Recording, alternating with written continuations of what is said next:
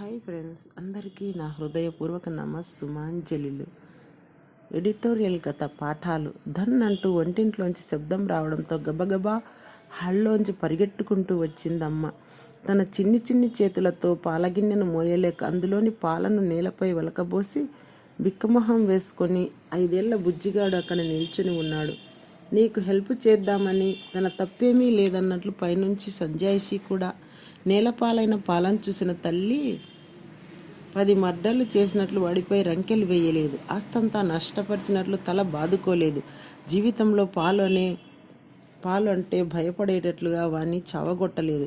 పైనుంచి ఎంతో సంతోషంగా, ఓ మై గాడ్, పాల సముద్రం చూడు ఎంత బాగుందో, ఇంతవరకు ఇలాంటిది నేను ఎక్కడా చూడలేదు. నువ్వు అక్కడే ఉండు, నేను కూడా వస్తున్నాను, ఇద్దరం కలిసి దాంట్లో ఆడుకుందాం అంటున్న అమ్మకు సంతోషంగా అందించాడు బుజ్జిగాడు.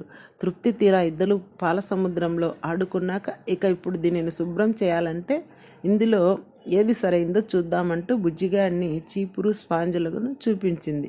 రెండింటినీ పరీక్షించి చూసి వాడు స్పాంజిని సెలెక్ట్ చేశాడు. గొప్ప శాస్త్రజ్ఞునిలా చకచక ఇద్దరూ కలిసి వంటగదిని శుభ్రం చేసేశారు. ఇప్పుడు మనం ఇంకోసారి పాలగిన్నెను మోయాల్సి వస్తే అది క్రింద పడిపోకుండా దాన్ని ఎలా పట్టుకోవాలో నేర్చుకుందామంటూ వాడిని పెరట్లో ఉన్న కుళాయి దగ్గరికి తీసుకెళ్ళింది అమ్మ. బుజ్జిగాడే స్వయంగా గిన్నెను నీటితో పదే పదే నింపుకుంటూ ఏమాత్రం తొనకుండా దాన్ని జాగ్రత్తగా మోసే విధానాన్ని నేర్చుకున్నాడు శ్రద్ధగా.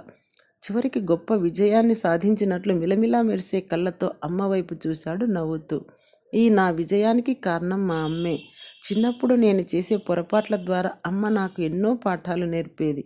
ఆ పాఠాలే నేను ప్రయోగాల్లో విఫలమైనప్పుడల్లా నాకు పునరుత్సాహాన్ని కలగజేసేవి అంటూ సగర్వంగా తెలియజేశాడు. ఎలక్ట్రిక్ బల్బును కనుగొనడం ద్వారా ప్రపంచ కాంతి విప్లవానికి కారణభూతమైన థామస్ ఆల్వా ఎడిసన్. అమ్మలందరికీ జేజేలు. Thank you.